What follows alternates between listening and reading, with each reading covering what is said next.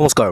আপনাদের অন্নপূর্ণা যোজনা এবং আয়ুষ্মান ভারত কার্ড আবার কিন্তু শুরু হচ্ছে অ্যাপ্লাই, যেটা আপনাদের 15ই জুলাই থেকে শুরু হচ্ছে। নতুন একটি জনকল্যাণ শিবিরে আপনাদের আয়োজন করা হয়েছে এবং এই শিবিরে আপনারা প্রত্যেকে আবেদন করতে পারবেন, যারা যারা আবেদন করতে পারেননি এখনও পর্যন্ত। তো এই নিয়ে কি আপডেট জারি করেছে রাজ্য সরকারের তরফ থেকে সব কিছু তথ্য আপনাদের এই ভিডিওটির মাধ্যমে সমস্ত কিছু ডিটেলসে জানাবো। আপনারা অবশ্যই শেষ পর্যন্ত ভিডিওটিকে দেখবেন এবং চ্যানেলে নতুন হলে চ্যানেলটিকে অবশ্যই সাবস্ক্রাইব করে বেল নোটিফিকেশনটা অল করে দিবেন। তো চলুন ভিডিওটি শুরু করা যাক।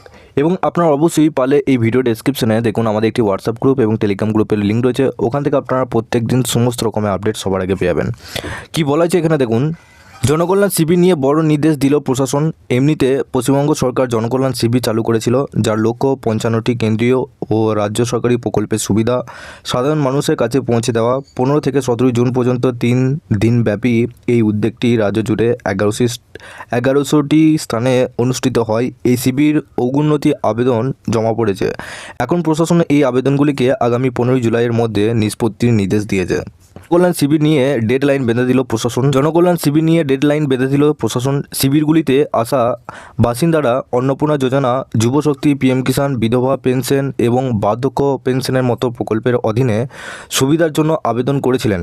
এখন জানা যাচ্ছে যে 15ই জুলাইয়ের মধ্যে জনকল্যাণ শিবিরে জমা পড়া আবেদন নিষ্পত্তির নির্দেশ দিয়েছে হুগলি জেলা প্রশাসন। সেই সঙ্গে যোজনার ফিল্ড ভেরিফিকেশন কাজ 10ই জুলাইয়ের মধ্যে শেষ করতে হবে বলে জানানো হয়েছে। অর্থাৎ যাদের এখনও পর্যন্ত টাকা ঢোকেনি 25 লক্ষ মহিলাদের, সেই সমস্ত মহিলাদের এবার বাড়ি বাড়ি গিয়ে কিন্তু ভেরিফিকেশন শুরু হবে এবং 10ই জুলাইয়ের মধ্যে এই ভেরিফিকেশন কমপ্লিট হয়ে যাবে, শেষ করার নির্দেশ দেওয়া হয়েছে। দফায় দফায় নির্দেশিকা পাঠানো হয়েছে ব্লক ও মহকুমাকে।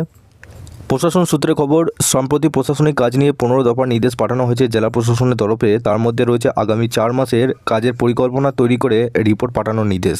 এই শিবিরগুলি আধার ও ভোটার পরিচয়পত্রের মতো সরকারি নথিতে তথ্য সংশোধনের জন্য সহায়তা। তার মধ্যে রয়েছে আগামী 4 মাসের কাজের পরিকল্পনা তৈরি রিপোর্ট পাঠানোর নির্দেশ। এই শিবিরগুলি আধার, ভোটার পরিচয়পত্রের মতো সরকারি নথিতে তথ্য সংশোধনের জন্য সহায়তা প্রদান করা হয়েছে বলে খবর।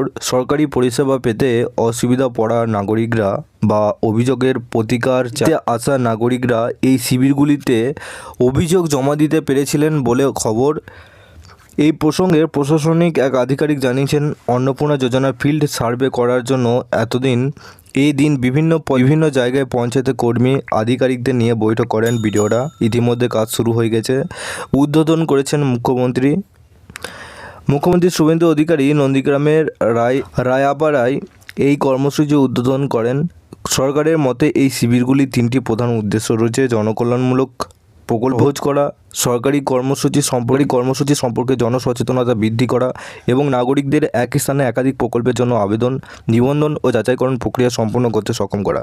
তো আপনারা বুঝতেই পারছেন যে আপনাদের মধ্যে যারা যারা আবেদন করেছেন এবং যাদের নাম বাদ গেছে, তো সেই সমস্ত আপনাদের কাগজগুলো 15ই জুলাইয়ের মধ্যে সমস্ত কিছু ভেরিফিকেশন কমপ্লিট হয়ে যাবে এবং বাড়ি বাড়ি গিয়ে যে ভেরিফিকেশন প্রক্রিয়া সেটা কিন্তু 10ই জুলাইয়ের মধ্যে শেষ করার নির্দেশ দেওয়া হয়েছে।